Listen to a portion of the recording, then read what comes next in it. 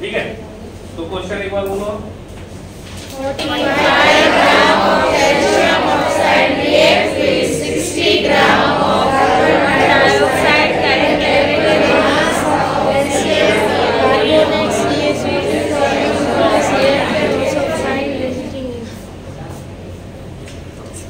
45 gram of calcium oxide react with 60 gram of carbon dioxide. Calculate mass of calcium carbonate from this reaction. Also find Lr. Limiting right, बाकी नहीं।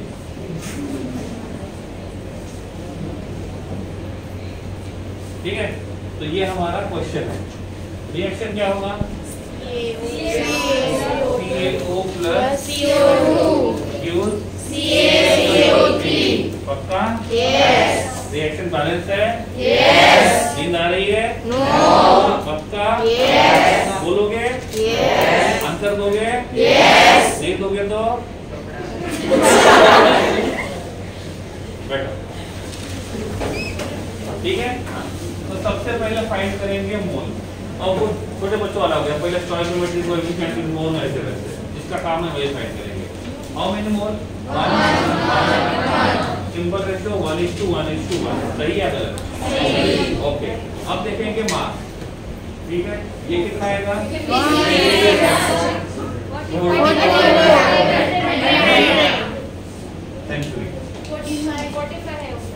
45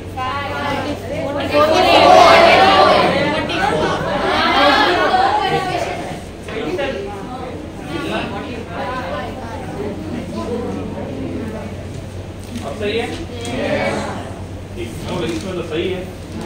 तो carbon का molecular mass, atomic mass change हो गया। अब थोड़ी देर में लेने को नहीं था। ठीक है, क्लियर? ये स्टैंडर्ड है। अब उन्होंने पूछा है CaCO3 के बारे में। ठीक है, तो क्या करेंगे? CaO को CaCO3 के साथ कंपेयर करेंगे। ठीक है, CaO का स्टैंडर्ड क्या है? 50। सॉरी, मास भूल गया। मास और मास का रिलेशन, इसका मास कितना होता है? 56। तो कितना मिलता है? अभी कितना है? तो कितना मिलेगा वो फाइंड करना है।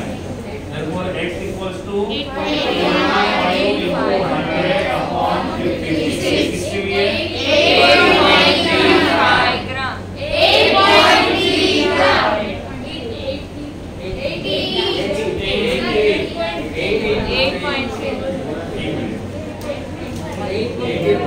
80 हो सकता है।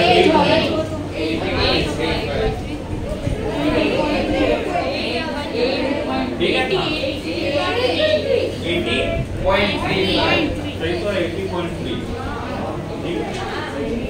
Okay, this is according to calcium oxide. अब CO2 से क्या मिलेगा? CaCO3। सही है? अब 44 से 100 तो 60।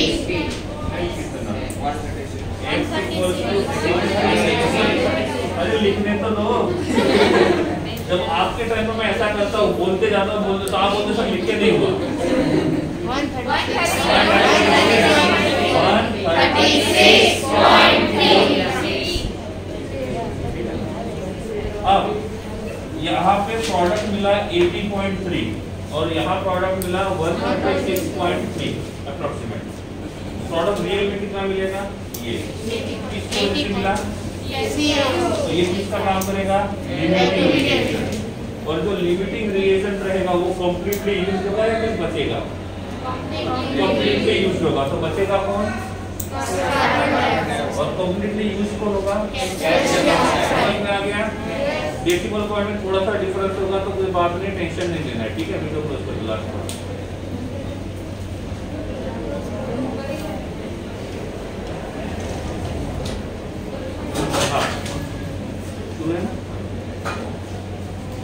अब लास्ट में मैंने आपको पेन बनाने की फैक्ट्री बताई थी।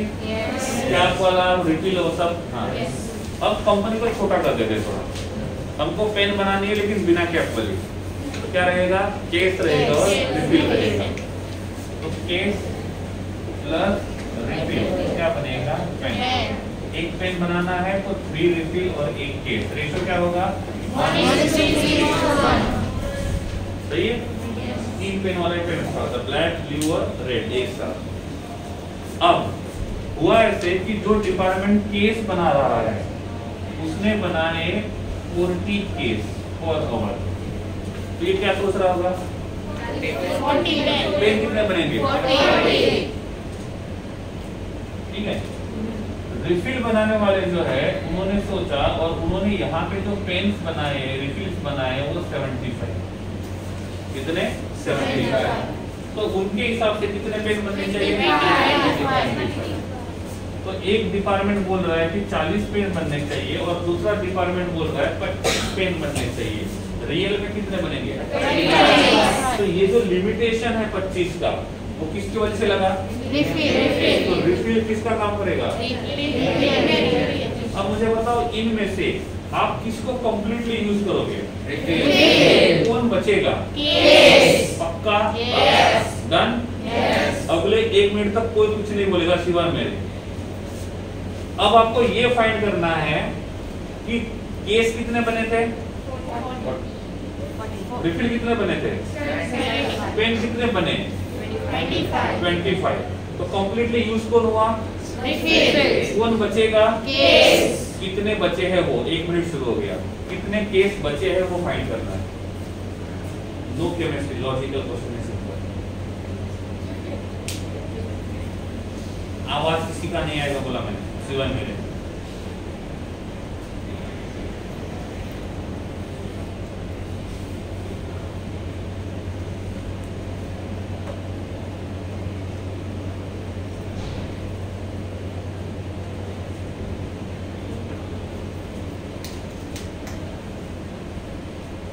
डन?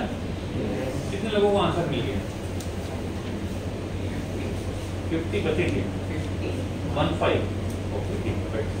तो कितने पेन बचेंगे? 15। अब इसको देखो, ये सिंपल क्वेश्चन है, सॉल्व कैसे करते हैं वो बताता हूँ, मतलब प्रोसेस। पहले ये देखना कि कौन कंप्लीटली यूज हुआ है, कौन, तो इसको कंसीडर नहीं करेंगे। बचा कौन है? केस। तो पहले हम लोग यहाँ से इधर जाते हैं जब वापस आएंगे, ठीक है। तो प्रोडक्ट कौन है? पेन।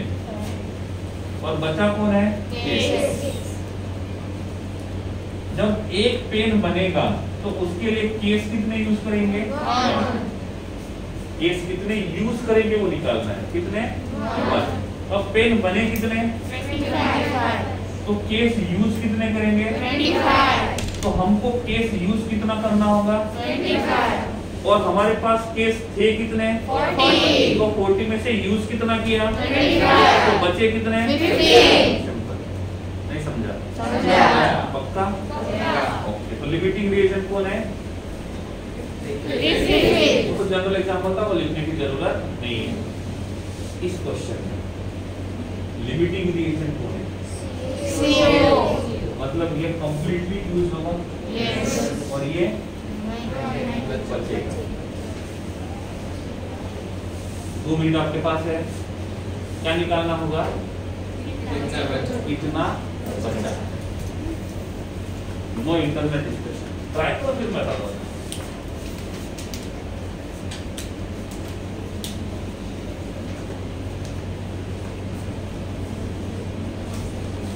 पेन पेंसिल यूज कर सकते हो, ठीक है, उसकी परमिशन है। इसका मतलब ये नहीं कि एक्टिंग करने लिखने की।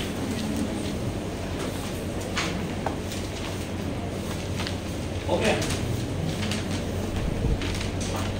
गुड। क्वेश्चन तो इजी है वैसे। वो पेन वाला नहीं, ये वाला था होता है। चलो हमने तो पेन फैन कर लिया था।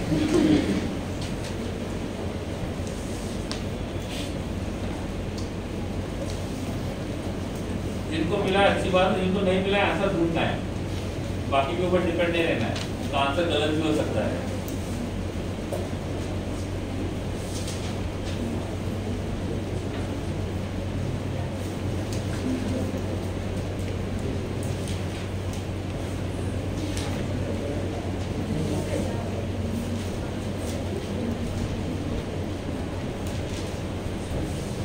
प्रोसीजर मिल गया, आंसर ही मिल गया, आंसर ही मिल गया। कितने लोगों को? कितने सारे? पक्का गलत होगा। ठीक है, चल इधर ध्यान दो, कॉपी क्लोज कर दो। जो रिवर्स आते हैं कितना बचा उसके लिए, तो हम उसके हिसाब से जाएंगे जो लिमिटिंग रिएजेंट के हिसाब से मिला है। ठीक है, इसमें लिमिटिंग रिएजेंट कौन है? CO। प्रोडक्ट कितना मिलेगा? 80.3। तो हमको रिलेशन किसका ढूंढना है? CO और CaCO3 का, या CO2 और CaCO3 का? CO2 और CaCO। देखिए वापस, CaCO3 बनाने के लिए किसको यूज करेंगे? CO। स्टैंडर्ड इक्वेशन क्या कहता है? 100 ग्राम आपको कैल्शियम कार्बोनेट बनाना है, तो उसके लिए कितना यूज करना होगा? 44 ग्राम। सही या गलत? सही। पक्का?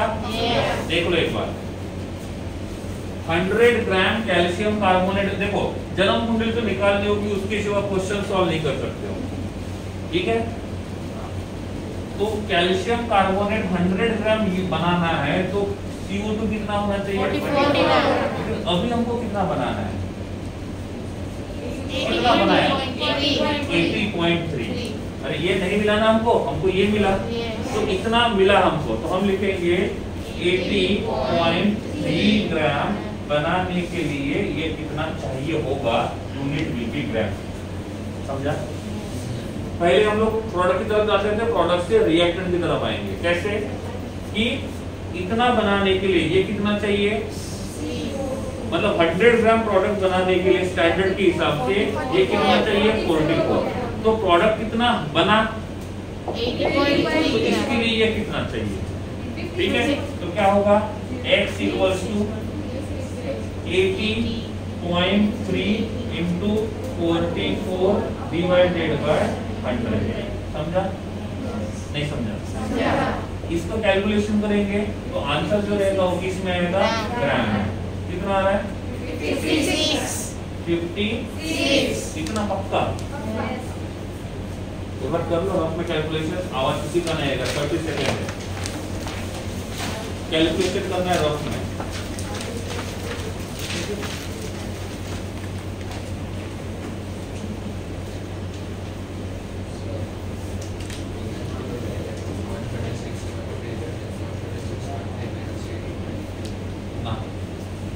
प्रोडक्ट नहीं दूंगा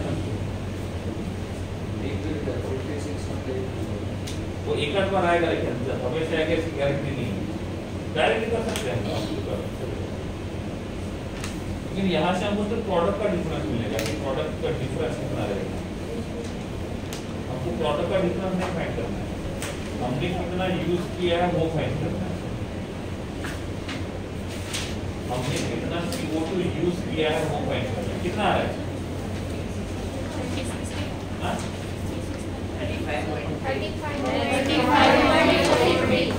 बेटर लिख देता हूं मैं 35। ठीक है, तो हमने कितना CO2 यूज किया? कितना CO2? अरे देखो 44 ग्राम ऑफ CO2 यूज करते हैं 100 ग्राम के लिए। हाँ, तो कितना CO2 यूज करेंगे 80.3 ग्राम के लिए? कितना यूज करेंगे? कितना यूज करेंगे? था कितना? हाँ, अरे CO2 था कितना? 60 ग्राम। कितना था? 60। आपने यूज कितना किया? 45। तो बचा कितना? 65 था, आपने यूज कितना किया? 35। बचा कितना? 25। अब मुझे बताओ, इस पूरे रिएक्शन में कितना ग्राम कैल्शियम ऑक्साइड था? पूरे रिएक्शन में कितना कैल्शियम ऑक्साइड था? यूज कितना किया? 80। पूरा यूज किया क्योंकि लिमिटिंग रिएजेंट है। कितना ग्राम कार्बन डाइऑक्साइड था? 60। यूज कितना किया? 35। बचा कितना? 25। प्रोडक्ट कितना मिला? 136 या 80? 80.3 ग्राम। समझ में आ गया? रिपीट कर रहा हूं फिर से। CaO कितना यूज किया, 45 ग्राम, कितना था, 45, पूरा यूज किया, कितना था CO2, 60, कितना यूज किया, 25, कितना बचा, 25, पक्का, प्रोडक्ट कितना मिला, 80.3, समझ में आ गया। अब ये पूरा यूज हुआ, ये पूरा यूज नहीं हुआ, तो 60 में से रिएक्टेड कितना है 35 और अनरिएक्टेड कितना है 25, अनरिएक्टेड कितना है 25। ठीक है। अब इस पूरे रिएक्शन में हमने रिएक्टेंट कितना यूज किया था, कितना यूज किया था 45 प्लस, अरे इस रिएक्शन में ये कितना यूज किया था CO कितना 45, ये कितना यूज किया था 60, हाँ? 60, प्रोडक्ट कितना मिला 80.3 ग्राम, 3 ग्राम, क्या मिला सही है ना। क्वेश्चन में लिखा था ना 45 gram of calcium oxide reaction करेंगे 60 ग्राम ऑफ कार्बन डाइऑक्साइड के साथ, तो प्रोडक्ट कितना मिला 80.3, ठीक है। अब याद करते हैं law of conservation of mass को, क्या कहता है law of conservation of mass, total mass of reactant equals to total mass of product. देखो मैच हो रहा है क्या,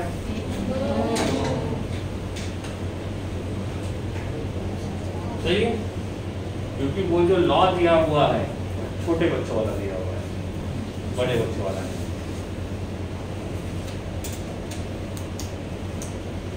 किसी को पता है पूरा लॉ क्या है, जिनका चैप्टर 1 कहीं पे कंप्लीट हो गया वो,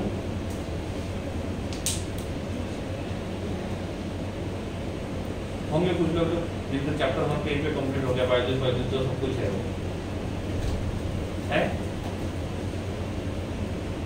What is the meaning of that?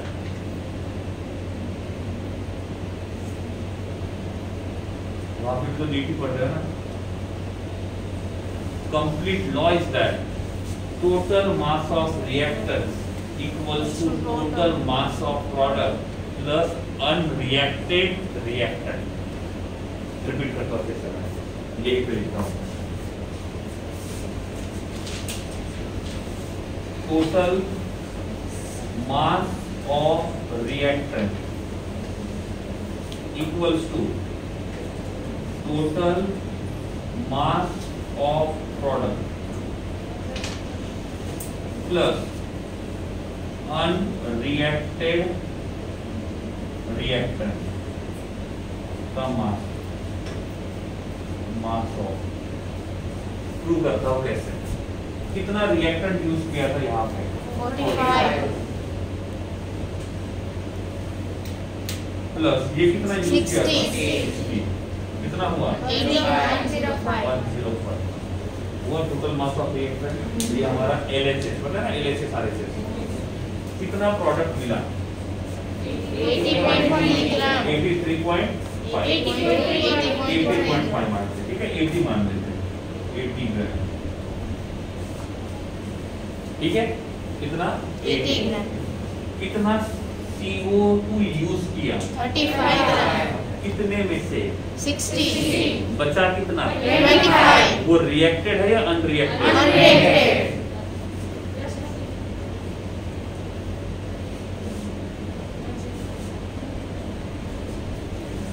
अब देखो हो रहा है, this is complete law of conservation of मास।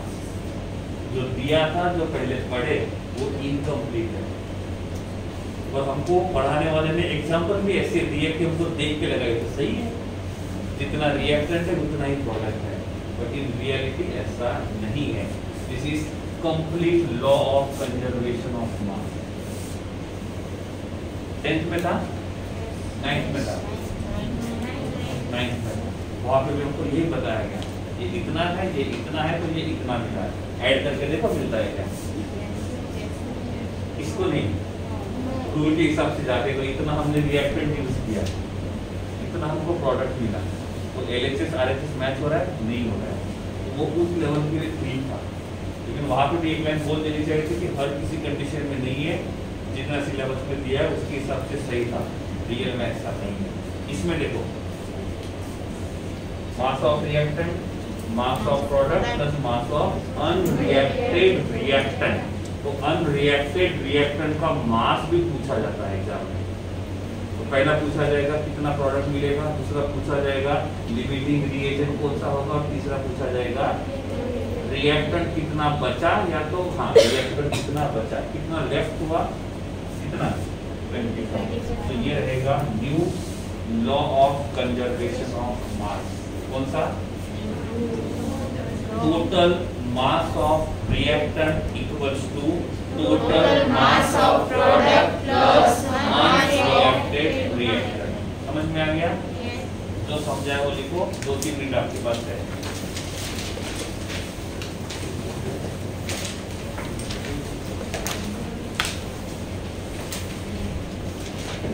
तो नहीं बता तो कोई भी प्रॉब्लम नहीं था, पिछला तो है ही नहीं, लेकिन इसके ऊपर क्वेश्चन आता नीट में। आई थिंक आपकी जो शीट है उसमें भी क्वेश्चन होंगे। हाँ, शीट से याद आया, मंडे को चेक करूंगा मैं। Monday MONDAY। हाँ, डाउट सॉल्व करके ये लोग पूछूंगा कितना कंप्लीट हुआ है, और जितना हुआ है उसमें से एक तो कुछ क्रॉस चेक करूंगा ना, आपने खुद किया है या डाउट नोट नहीं किया है तो डायरेक्ट भरोसा कैसे कर लेंगे? हम भरोसा है लेकिन क्रॉस चेक तो करना पड़ेगा।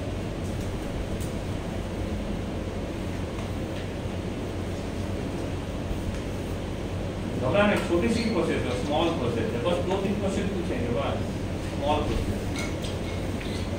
No need to worry.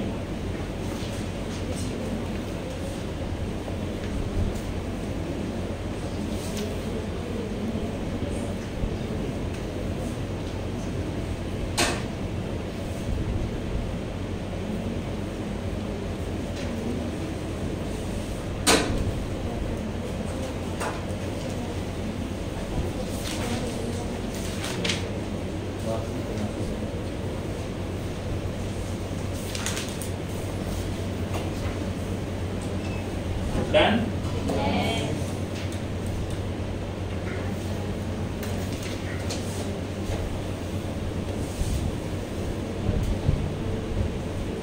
Total कितने क्वेश्चन थे सीट में? 140। ऐसे कितने लोग हैं जिन्होंने 100 से ज्यादा क्वेश्चन अटेम्प्ट कर लिए? देखिए वाला उसमें से 100 से ज्यादा क्वेश्चन किसी ने अटेम्प्ट किए? 100 से ज्यादा अटेम्प्ट किए। कितने लोगों ने अभी तक पूरा सॉल्व करने की कोशिश ही नहीं किया? हैंड रेज करो, फ्रैंकली पूछ रहा हूँ मैं से, कितने लोगों ने एंड तक सॉल्व करने की कोशिश की या आखिर तक गए? हैंड रेज करो, कोई ऐसे पूछ रहा जनरल नॉलेज से लास्ट तक ट्राई किया है? सभी टॉपिक्स में से थोड़े थोड़े सब ट्राई किए, सभी ट्राई किए, कुछ हो गए, कुछ नहीं हुआ, या कुछ एक भी नहीं हुआ सॉल्व करने के लिए। ठीक है मंडे हो गया। एक क्वेश्चन लिखोगे, 9 gram of H2, 9 gram of H2 and 21 gram of O2 react with each other,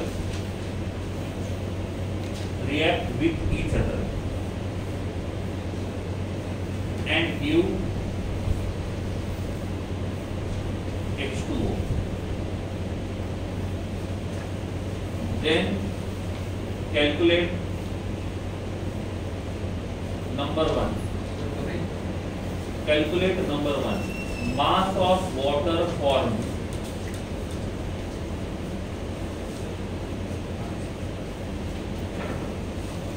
Number 2. Limiting reagent.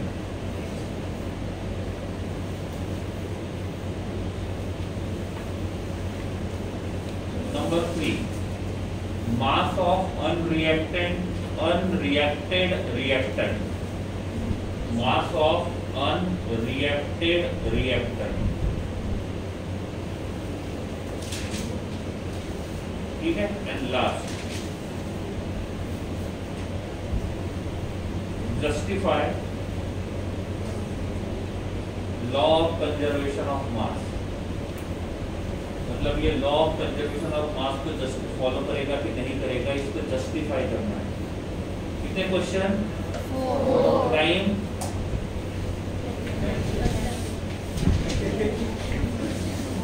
जाके पानी बनाना नहीं है। 4 मिनट, 1 मिनट का बोनस 5 मिनट। चलो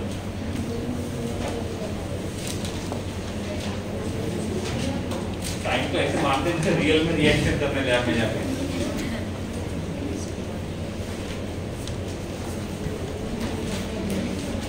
पांच मिनट के बाद जिसका नहीं होगा वो स्टैंडिंग ओवेशन देगा, जिनका हो गया उनके लिए। तो गति को बरकरार रखना है। गति पता है, गति स्पीड दूसरा में क्या बोलते हो? गति बोलते हो? गति जल्दी मतलब उतावल रखो, खाना में न बैठो।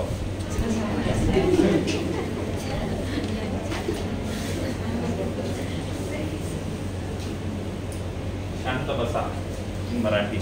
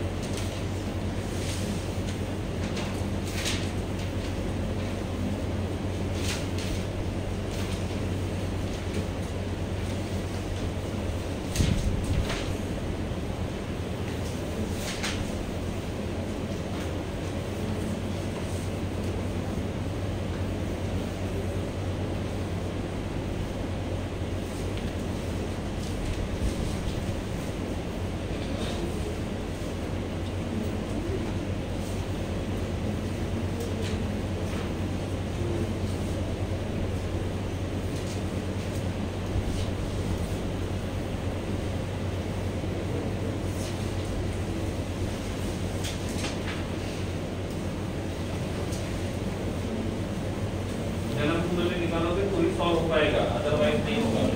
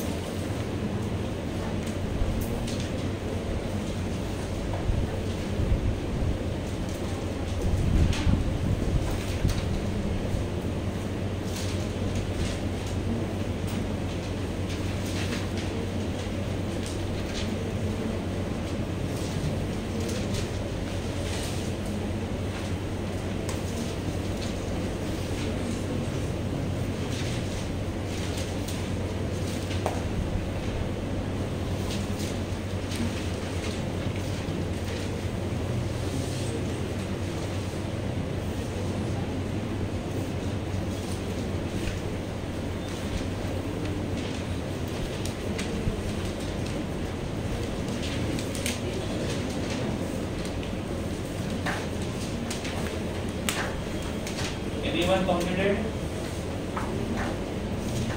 फर्स्ट क्वेश्चन हो गया, क्या होगा सेकंड, थर्ड, गड़बड़ यहाँ पे है, हो नहीं रहा है, समझा नहीं है, समझा नहीं है, ठीक है, ध्यान दोगे। क्योंकि इसका रिएक्शन है H2 का रिएक्शन O2 के साथ करेंगे तो H2O बनेगा, ठीक है। तो ये रिएक्शन को बैलेंस कर लेते हैं, ठीक है। बैलेंस करेंगे 2 1 2, तो सबसे पहले हमको मिलेंगे मोल 2:1:2, ठीक है। मास के बारे में पूछा है ना, हाँ तो मास देखेंगे, ठीक है, ठीक है। इसका मास 36, ये हमारा स्टैंडर्ड है, ठीक है। अब जो रिलेशन पूछे वो देखते हैं, ठीक है। पहले हम लोग किसको कंपेयर करेंगे, हाइड्रोजन को वाटर के साथ और फिर ऑक्सीजन को वाटर के साथ, कोई लिखेगा नहीं बस, ठीक है। तो H2 को H2O के साथ कंपेयर करेंगे। H2 का मास दिया हुआ है और H2O का मास पूछा हुआ है। H2 का स्टैंडर्ड मास कितना है, 4 ये 36, मतलब 4 ग्राम जब H2 यूज करेंगे तो 36 ग्राम क्या मिलेगा, सही है। तो पूछा किसके लिए है, 9 ग्राम के लिए ये कितना मिलेगा, समझ में आ गया। तो क्या आएगा, x equals to 9 into 36 divided by 4, कितना आएगा 81 ग्राम। तो इतना क्या मिलना चाहिए, H2O किसके हिसाब से, तो ये कंफर्म हो गया कि H2 के हिसाब से कितना वाटर मिलना चाहिए, ठीक है। अब किसके हिसाब से, O2 के हिसाब से H2O कितना मिलेगा, O2 का मास दिया है और H2O का भी मास ही पूछा है। मास 32 ग्राम यूज करेंगे तो 36 ग्राम मिलेगा, कितना दिया है 21 ग्राम गिवन है, तो ये कितना मिलेगा ये फाइंड करना होगा, ठीक है। x equals to 36 into 21 upon 32, unit will be gram. X equals to 23.6 ग्राम, कोई बात नहीं, ठीक है। पॉइंट्स के लिए रोने का नहीं होगा। तो ये किसके हिसाब से मिलेगा, ऑक्सीजन, और ये किसके हिसाब से, तो रियल में कौन सा मिलेगा 23.6। तो रियल में हमको जो अमाउंट मिलेगा वो इतना। ये कम अमाउंट किसकी वजह से मिला, O2 किसका काम करेगा, तो ये 100% यूज होगा, ये 100% यूज। तो अनरिएक्टेड में कौन आएगा, O2 या H2। अब कितना H2 बचा है वो फाइंड करना है, कितना H2 बचा है, तो इसके लिए ये तो फाइंड करना पड़ेगा ना कितना H2 आपने यूज किया। तो अब इसका रिलेशन, H2O और H2, 36 ग्राम H2O जब बनता है, 36 ग्राम जब H2O बनता है तो उसके लिए कितना H2 यूज करते हैं, 4 ग्राम, सही है। मैंने बोला था उल्टा आना है, प्रोडक्ट से रिएक्टेंट की तरफ। तो स्टैंडर्ड कहाँ से मिला, 37 ग्राम वाटर बनाना है तो आपको 4 ग्राम हाइड्रोजन को यूज करना होगा। तो हम कितना बना रहे हैं, 23.6 इतना बन रहा है ना, हाँ। तो 23.6 ग्राम बनाने के लिए कितना हाइड्रोजन यूज होगा, समझ में आ रहा है। x equals to 4 into 23.6 upon 36, unit क्या रहेगा ग्राम। तो x equals to fill in the blank gram. अब देखो इतना अमाउंट ऑफ H2 यूज होगा ना, देखो 36 ग्राम बनाने के लिए इतना H2 यूज करेंगे तो 23.6 ग्राम बनाने के लिए कितना H2 यूज करेंगे, इतना, फिल इन द ब्लैंक्स वाला। तो इतना H2 यूज किया, कितने में से, कितने में से, 9 में से। तो 9 में से इतना यूज किया तो बचा कितना वो मिल जाएगा, तो वो क्या रहेगा अनरिएक्टेड। वो क्या रहेगा? Unreacted। समझ में आ गया? पहले ये फाइंड करो रफ में, इतना ही फाइंड करो रफ में, बाकी कुछ नहीं लिखना है। ये फाइंड करो इसका आंसर कितना आएगा।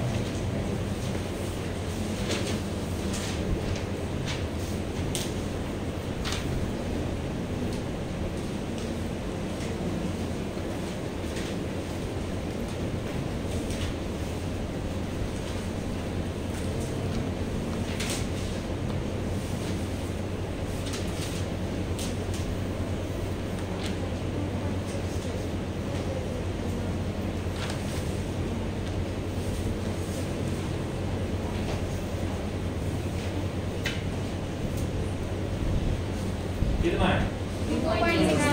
2.6।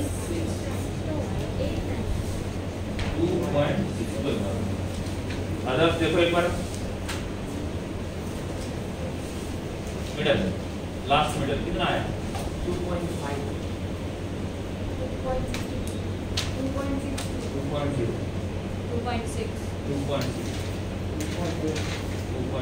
2.6 मान लेते हैं अभी के लिए, ठीक है?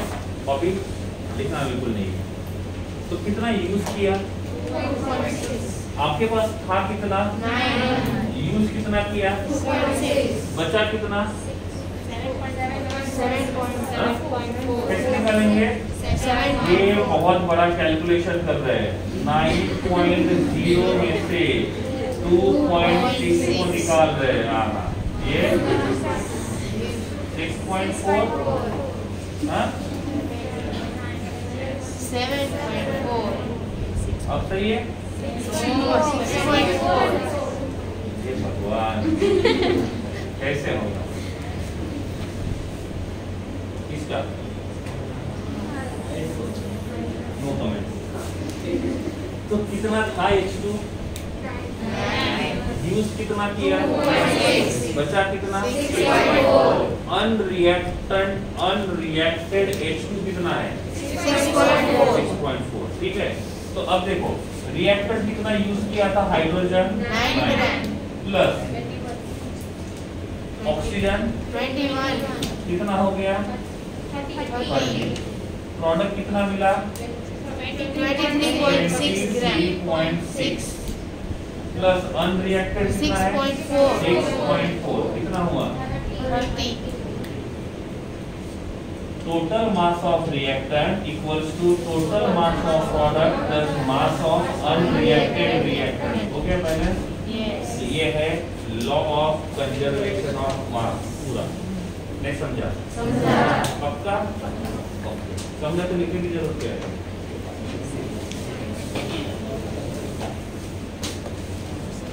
इधर ध्यान दो, इतना पार में मोल से क्या फाइंड किया? Mass। मास से पार्टिकल फाइंड कर सकते हैं। Yes। तो पार्टिकल्स कितने रहेंगे? 2 Na 1 Na 2 Na। और उसके बाद मॉलिक्यूल क्या रहेंगे? मॉलिक्यूल। उसके बाद वॉल्यूम 44.8। 44.8 लीटर। ओके, अब सिंपल क्वेश्चन पूछ रहा हूं मैं, ठीक है? आंसर भी सिंपल तरीके से सही देना है। My first question is that मोल का सिंपल रेशियो क्या है रिएक्टेड और प्रोडक्ट में? 1:2 कैसा बोला? सही है, 2:1 simple ratio. Number of particles का सिंपल रेशियो क्या है? 2:2। पक्का? Yes। तो मैं बोल सकता हूँ जो मोल का रेशियो है वही पार्टिकल्स का रेशियो है। Yes। सिंपल तरीके से, तो जो मोल का रेशियो है वही पार्टिकल्स का रेशियो है। वॉल्यूम का रेशियो क्या है? 2:1:2। तो जो मोल का रेशियो है वही पार्टिकल्स का रेशियो है, जो पार्टिकल्स का रेशियो है वही वॉल्यूम का रेशियो है, लेकिन वही मास का रेशियो नहीं है। समझिए, तो मोल का रेशियो, पार्टिकल्स का रेशियो और वॉल्यूम का रेशियो कैसा रहेगा? पक्का? लॉ पढ़े थे हमने, लॉ ऑफ केमिकल कॉम्बिनेशन। मैंने आपको बोला था टेक्स्ट बुक में कितने लॉ है? 5। कितने हैं? 5।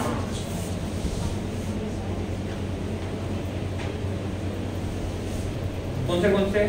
Law of conservation of mass, law of constant proportion, law of multiple proportion, law of reciprocal proportion. तो मैंने बताया था टेक्स्ट बुक में नहीं था, इसलिए मैं इसको 6 नंबर पे लिख रहा हूँ। और 2 थे एवोगैड्रो लॉ और गे-लुसाक लॉ, जो मैंने दोनों नहीं पढ़ाए थे। ठीक है, हो गए पढ़ा के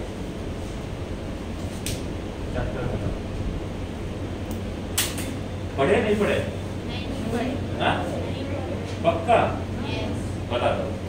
नंबर 4 एवोगैड्रोस लॉ ये कहता है कि मोल का सिंपल रेशो और पार्टिकल्स का सिंपल रेशो सेम होता है। हो गया? ये लुसाक लॉ बोलता है मोल्स का सिंपल रेशो और वॉल्यूम का सिंपल रेशो कैसा रहेगा? सेम होता है। तो हम ऐसे भी बोल सकते हैं पार्टिकल्स का सिंपल रेशो और वॉल्यूम का सिंपल रेशो सेम रहेगा। पार्टिकल्स का सिंपल रेशो, मोल का सिंपल रेशो और वॉल्यूम का सिंपल रेशो कैसा रहेगा? यही बताने का काम करते हैं गे-लुसाक लॉ और एवोगैड्रो लॉ। इतने ज्यादा डिफिकल्ट है दोनों लॉ। ये भी बताने के लिए लॉ बना लेते हैं, 2-4 लॉ भी बना दो। ठीक है, तो हो गया कौन सा लॉ? एवोगैड्रो और गे-लुसाक। तो टोटल कितने लॉज हो गए? 6। टेक्स्ट बुक है? Yes. पेंसिल है? Yes. तो निकालो दोनों को।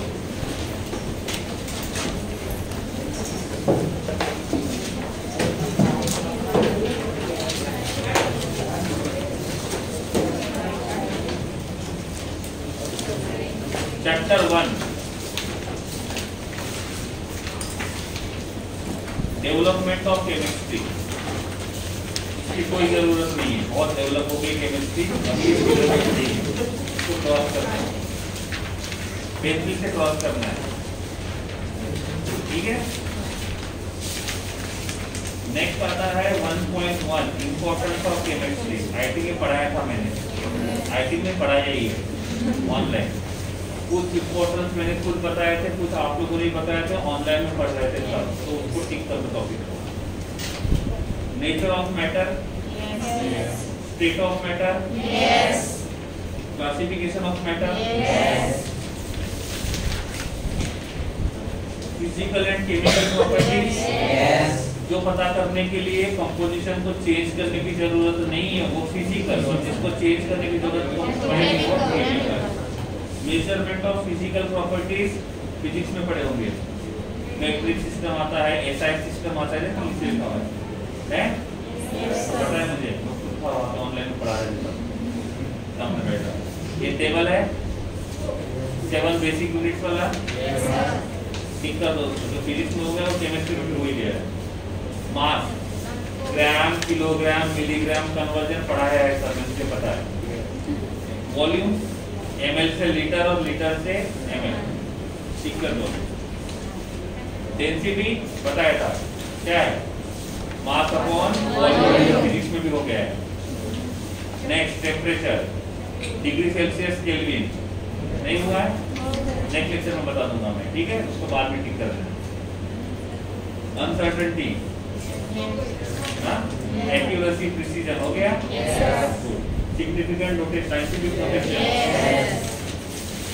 Significant figure, precision, accuracy, dimensional analysis, dimension पढ़ाया था एमएलटी वाला। लॉ ऑफ केमिकल कॉम्बिनेशन में पहला law of conservation of mass, law of definite proportion, क्योंकि फोटो नहीं देखनी हो जो मैटर है उसको देखना है। Law of multiple proportion, Gay Lussac law अभी बताया था, और फिर एवोगैड्रो लॉ जो अभी बोला था। Dalton's atomic theory, atomic mass, देखो वहाँ पे बोल्ड में लिखा होगा रिलेटिव एटॉमिक मास है, तो हाईलाइट करके, ठीक है। एग्जैक्ट मास फाइंड करना डिफिकल्ट होता है तो रिलेट करके फाइंड करते, किसके साथ, C12, कौन सा C12, 1/12 of C12, average atomic mass किसके लिए? आइसोटोप्स के लिए बताया था मैंने, ठीक है। Molecular mass, formula mass, molecular mass is applicable for all, formula mass is applicable for mole concept, इसमें छोटा सा दिया हुआ है, एक पेज पे नहीं है, ठीक है। और कितना है कॉपी में देख लेना जो लिखा हुआ है, ठीक है। Percentage composition of an element equal to mass of an element divided by total mass of compound, सही है। परसेंटेज रहेगा था into 100। Empirical formula, molecular formula बाकी है। Empirical mass, molecular mass, stoichiometry, limiting reagent, उसके बाद reactions in solution, mass by mass, okay. Mass by mass दिया हुआ है, हमने 3 पढ़े, mass by mass, mole fraction, molarity, molarity, normality नहीं है वो भी पढ़ाया, फॉर्मेलिटी नहीं पढ़ाया, फॉर्मेलिटी भी है, ठीक है। लेकिन वो अभी नहीं 12th में सभी लिटी हो जाएगा, ठीक है। बाद में आपकी समरी के बाद आता है एक्सरसाइज चैप्टर होता है यहाँ पे। मंडे को एक्सरसाइज किया था वो लेके आना है, उसके डाउट सॉल्व करेंगे। थोड़े से डाउट मैं पहले पूछूंगा थोड़े से, ठीक है। कुछ क्वेश्चंस ऐसे होते हैं जिनके क्वेश्चंस मतलब पता है कि इनके आंसर्स आपको आने चाहिए, उसे पता है आप लोगों को डाउट है मतलब